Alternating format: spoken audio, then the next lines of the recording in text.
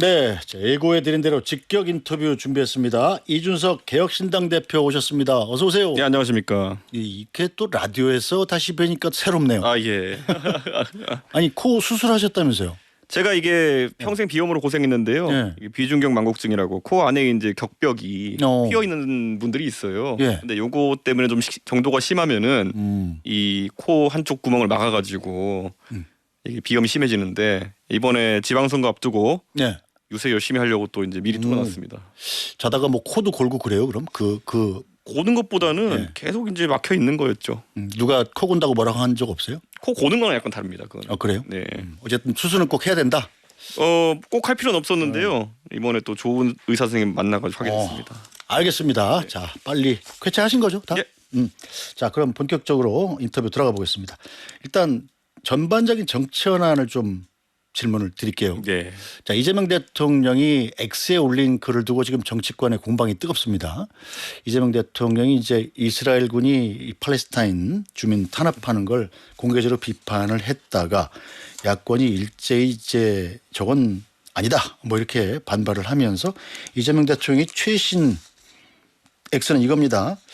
자, 오목 좀 둔다고 명인전 훈수하는 분들 훈수까지는 좋은데 판에 엎어지시면 안 됩니다.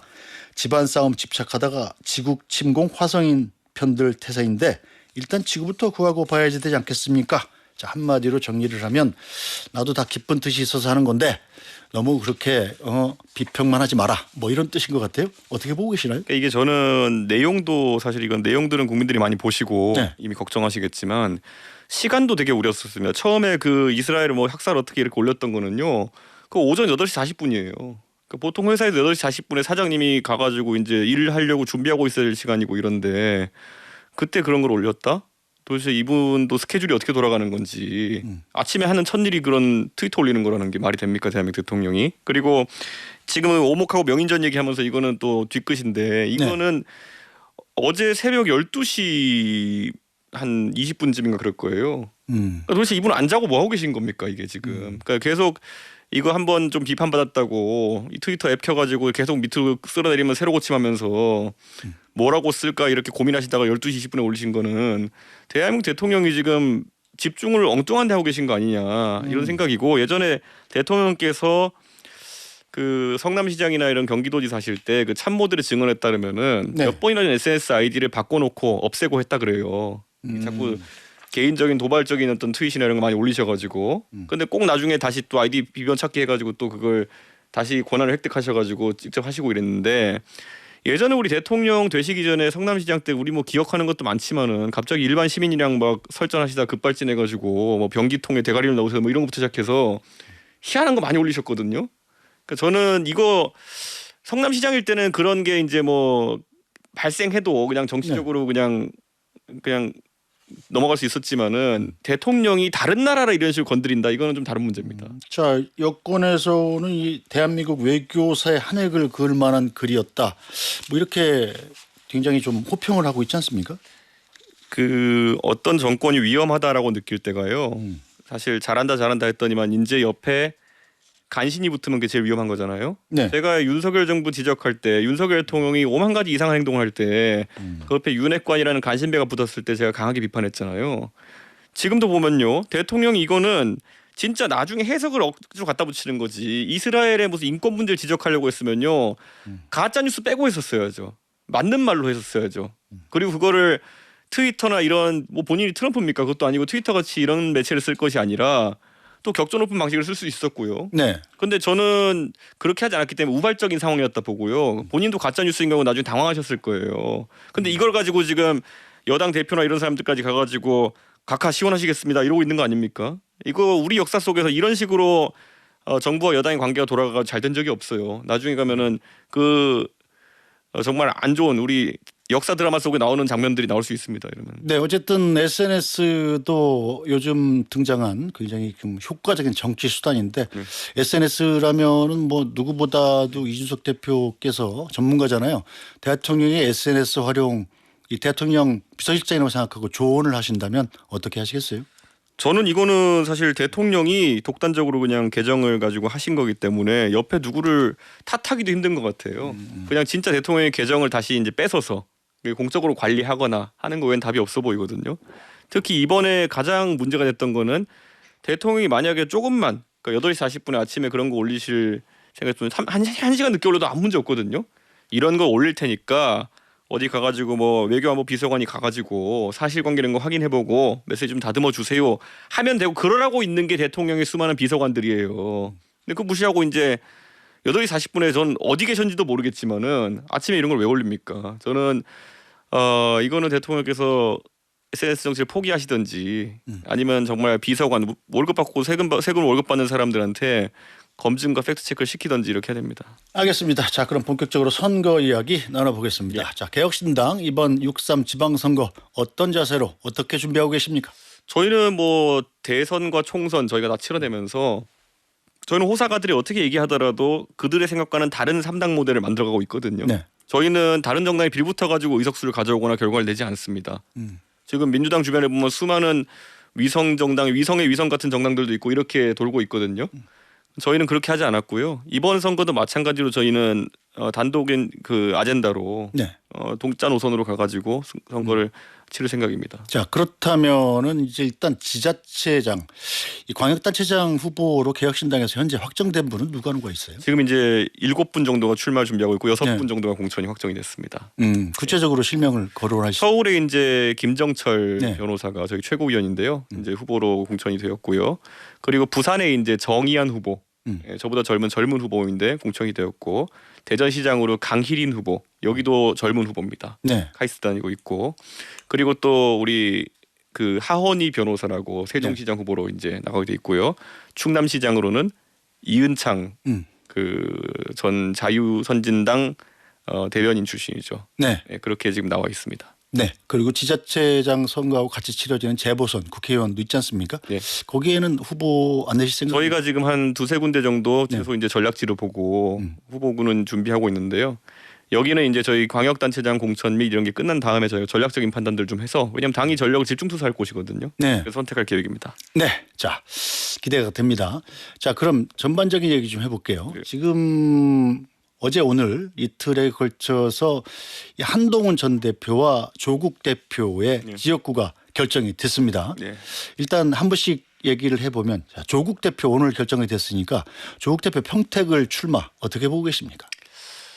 저는 좀 이해가 안 갔던 게 하남을 가면 오히려 저는 조국 대표가 해볼 만할 거라 봤는데 굳이 수도권에서 고른다면요. 사실 네. 부산은 멋진 도전이고요. 조국 대표한테. 네. 조국혁신당의 사정상 당선을 노리고 이제 고르라 그러면 아마 하남을 고르지 않을까 싶었는데 평택으로 갔다고 하는 것은 내심 아마 그 이번에 평택에서 발생한 보궐선거가 그 전임자였던 이병진 의원님의 이런 그 선거법 때문에 이제 재산신고 누락이죠. 그것 때문에 이제 발생했기 때문에 귀책 사유 때문에 민주당에게 나중에 무공천을 주장하려고 하는 것이 아닌가 아니면 그런 여론이 민주당 내에서 이길 바라는 것이 아닌가 이런 네. 생각을 좀 했거든요. 그런데 거기 이제 뭐 진보당도 있고 사실 뭐 황교안 전 총리 같은 분도 가 있고 이러잖아요. 네. 뭐 큰 별 작은 별 별들이 많은 곳입니다. 그래가지고 조국혁신당이 과연 조국혁신당은 이제 비례대표 정당이잖아요. 네. 그러니까 이 지역구 선거를 뚫어낼 노하우와 그런 어떤 전략이 어떻게 될지는 한번 지켜봐야겠습니다. 네, 민주당한테 여기는 공천하지 말아야 된다 이렇게 조국 대표가 주장을 했던데 자 문제는 민주당은 공천 안 할지는 모르겠습니다만 일단 정청래 대표는 모든 지역구에 공천한다고 했기 때문에 네. 그 가능성도 좀 적고 네. 진보당의 김재현 대표가 열심히 뛰었는데 굉장히 크게 반발을 하더라고요. 평택을 어떻게 같이 하자고 그러더니 이럴 수가 있느냐면서 이건 어떻게 봐야 됩니까? 뭐 조국 대표 입장에서는 알 바 아니죠 그거는. 네, 정당이 경쟁하는 거고 언제 거기가 뭐 진보당 지역구라고 선언한 적이 있습니까? 그리고 뭐 그러면 김재현 대표가 거기 갈 때는 상의하고 무슨 뭐 확답 받고 갔습니까? 그런 게 아닌 이상 누구나 경쟁할 수 있는 것이고 그런 건 의미 없고 확실히 조국 대표의 체급이 그런데 좀 크기 때문에 네. 저는 진보당 입장에서는 본인들이 오히려 섣부른 선택을 했다고 주장해야 되는 건데 그렇게 사후적으로 얘기는 어렵고요. 아마 거기 이제 평택이 이제 뭐 쌍용차라든지 이런 특성도 있고 하기 때문에 진보당 입장에서 또 전략적으로 고른 것 같은데요. 사실 뭐 지금 각 당에 어디 여유 있는 당이 어디 있습니까? 그렇죠. 예, 뭐 그렇게 말할 건 아니라고 봅니다. 자, 조국 대표 입장에서는 전원이 다 비례대표인 정당이기 때문에 한석 확보가 상당히 절실할 텐데 조국 대표의 평택을 해서 재보선 당선 가능성 몇 퍼센트 보세요? 저번에 그 강서구청장 선거는 소수점 두째 자리까지 맞췄잖아요. 제가 근데 뭐 이건 같이 이제 뭐 사실 정당 대표하고 있는 사람끼리 예의가 아니기 때문에 제가 뭐 이렇게 뭐 숫자나 이런까지 해석하기보다는 조국 대표 입장에서는 그래도 회피하지 않고 도전하겠다는 것 자체가 굉장히 그 조국 혁신당의 리더십에는 큰 도움이 될 것이다. 그리고 아까 제가 말했듯이 가장 합리적이고 쉬운 선택이라고 보일 만한 곳들을 가지 않고 좀 어떤 목적인지 모르겠지만은 나름 어려운 데를 갔거든요. 네. 예, 그래서 저는 뭐 결과를 좀 주목해 봐야 될 것 같습니다. 네. 자, 그 한동훈 전 대표로 좀 넘어가 볼게요. 한동훈 전 대표 부산 북합에 집을 구했습니다. 뭐 사실상 SNS에 이걸 올렸다는 건 나 여기 출마합니다라는 공식 선언이나 마찬가지인데 자, 한동훈 전 대표는 어떻게 될까요? 그러니까 이런 선거는 어떻게 되냐면요. 네. 동탄과는 좀 달라요. 동탄은 갔을 때 이미 국민의힘의 기반이라는 것이 무너진 상태의 동탄이었기 때문에 제가 가서 뭔가 국민의힘 조직이나 이런 걸 흡수할 이유도 없었고 흡수할 수도 없었어요. 그런 상황에서 이제 3파전을 올곧이 치른 거고요. 네. 여기는 이기려 그러면은 우선 그 보수 진영 표의 무게추가 어느 쪽으로 쏠리느냐에 아마 집중할 겁니다. 무슨 말이냐면 지금 국민의힘의 뭐 시의원, 구의원 하시는 분들, 네. 그리고 구청장 후보까지 이제 결정될 거 아닙니까? 네. 그럼 현직 구청장도 있고요. 그럼 이분들이 그 누구와 캠페인 하느냐가 이제 굉장히 중요한 거죠. 오. 예. 그런데 국민의힘에서 네. 장동욱 대표가 부산 북갑에 공천을 안 할 리는 별로 없잖아요. 그러니까 그런 거 그 뭐 중앙당 레벨이 아니라요. 네. 제가 그래서 밖에 윤희석 대변인 있길래 얘기 드렸던 게 아마 이런 선거를 치러 보면은 일주일 내에 한동훈 대표가 그 지역구에 2-3명 정도의 지방 의원을 포섭하느냐 못하느냐가 결정적일 것이다. 예. 포섭이라 함은 네. 밖에 돌아다니면서는 뭐 박민식 의원이랑 돌아다니면서도 네.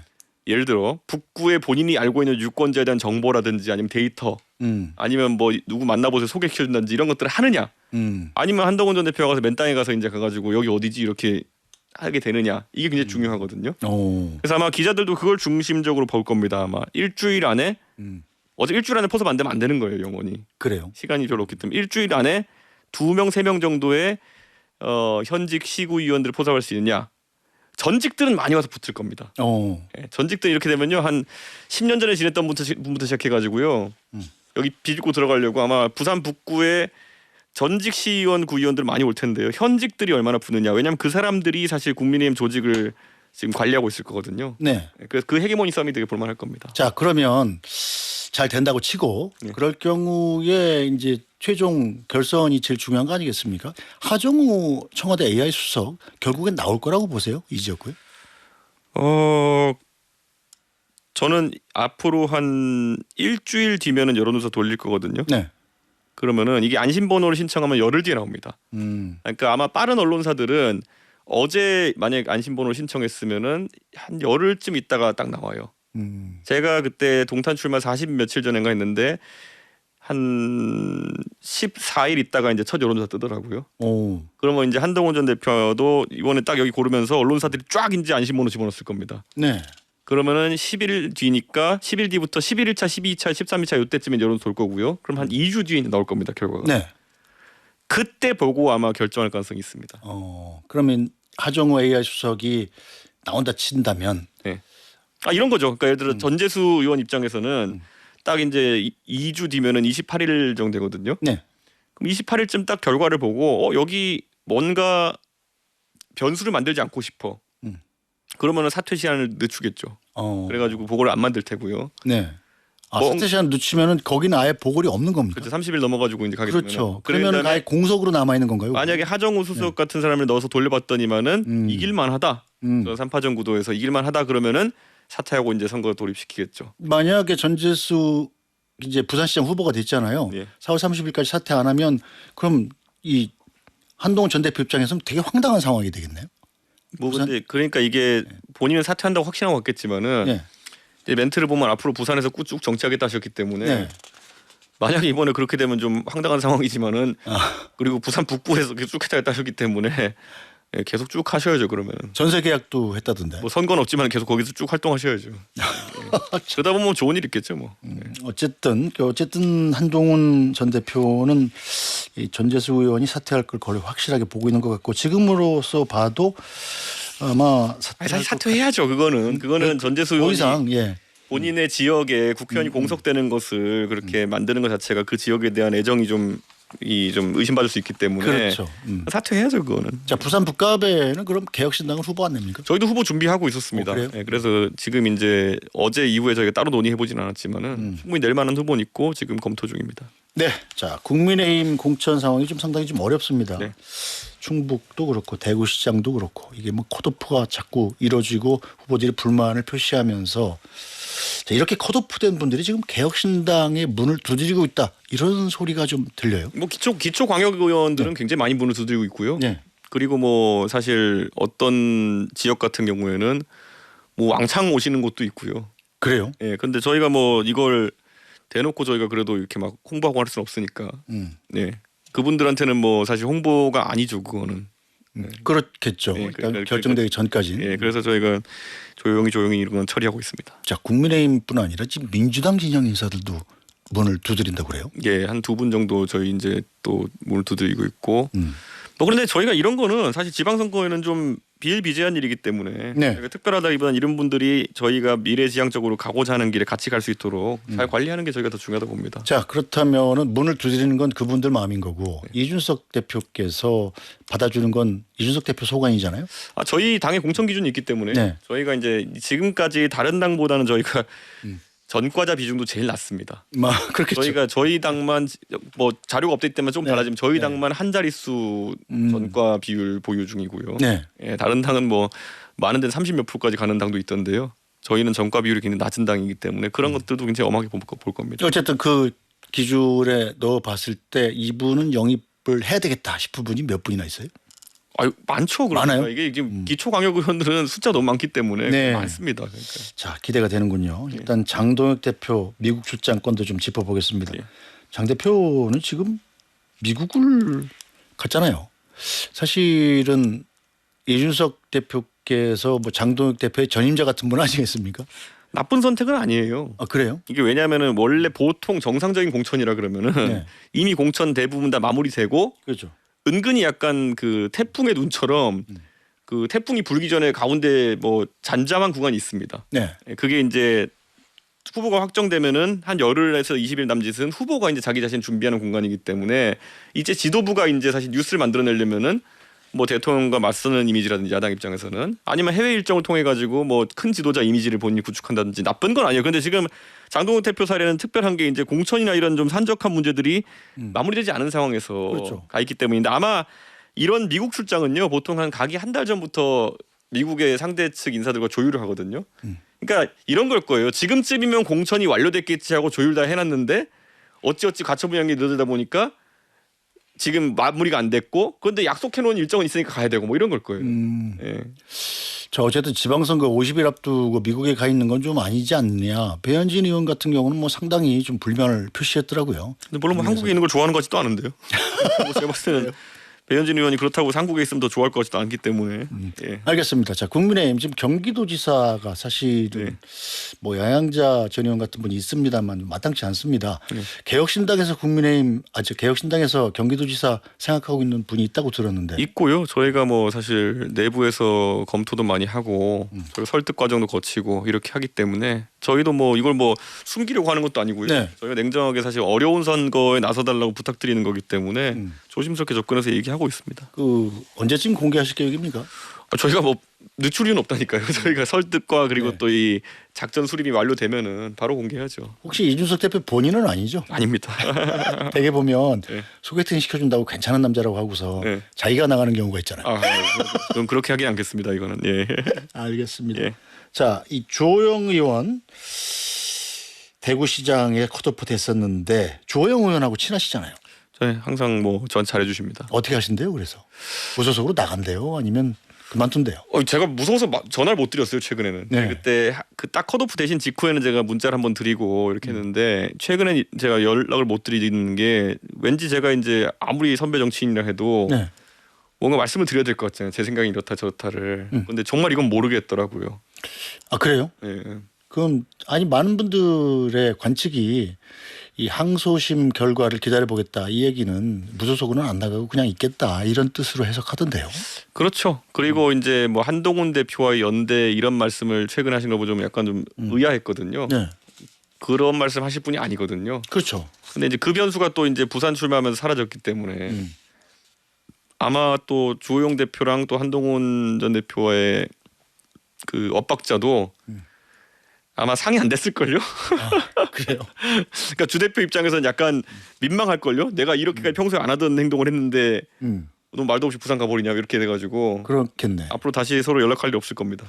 아 그래요. 예. 자 이진숙 전 방통위원장은 어떻게 할 것 같아요? 이 장동혁 대표가 미국 가기 전에 극비리에 가가지고 제발 좀 재보선으로 좀 나와달라 국회의원으로 이렇게까지 부탁하는 모양인데 오늘 다시 난 그거 절대 없다 이렇게 공천 안 주겠다는 건 명확히 보이거든요. 네. 예, 그렇기 때문에 뭐 이진숙 그 전 방통위원장이 본인이 이제 어떤 분들한테 어떤 조언을 들으시는지 모르겠지만은 그럴 때는 쾌도난마처럼 선택을 해야 되는 겁니다. 예. 예를 들어 더 이상 다른 거 고민하지 말고 나는 무소속으로 그냥 출마해서 대구시장 붙겠다라든지 아니면 어떤 경선 결과에 따라서 혹시 대구에 보궐이 있으면 나오겠다든지 네. 뭐 아니면 내가 가서 이번 선거에 보니까 가장 뭐 핫한 데가 부산인 것 같은데 부산 가겠다 뭐 이런 거 뜬금포라든지 뭐 하나 선택해야 될 타이밍이거든요. 이게 자꾸 그 정치하다 보면은 선거를 앞두고 많은 분들이 나한테 끝까지 1%라도 유리한 곳을 가보기 위해 가지고 계속 나무위키만 새로 고침하고 이런 분들이 있거든요. 네. 시간 변수를 간과하면 안 됩니다. 선거 때 직접 다 이거 선거 처음 치러보는 분들이 이러고 있는 거잖아요. 그렇죠. 하루 더 있다는 게 얼마나 귀중한지를 선거 전날 깨달을 겁니다. 예. 내가 있을 데 없는 무슨 뭐 이렇게 막 구도 살피고 이런다고 막 사람들이랑 대단히 얘기한 것 같지만 사실 아무도 모르거든요. 그렇죠. 선거는 가서 하루 일찍 하는 게 얼마나 중요한 건지를 선거 전날 이제 보통 한탄하면서 느끼게 되죠. 이준석 대표도 그 동탄에서 당선될 때 네. 마지막 날 뒤집혔다 이렇게 보는군요. 저희는 한 3일 전부터 뒤집혔다고 보고 있었거든요. 선거 네. 때. 저희 실제 조사를 하고 있었고요. 그렇죠. 그렇기 때문에 저한테 3일이 부족했다 그러면 동탄 졌을 겁니다. 그렇죠. 예. 알겠습니다. 자 지방선거에서도 재보선에서도 뭐 개혁신당 선거가 있길 기대하고요. 이준석 대표 인터뷰 여기서 마치겠습니다. 잘 들었습니다. 예, 감사합니다. 자주 뵙죠. 예. 예.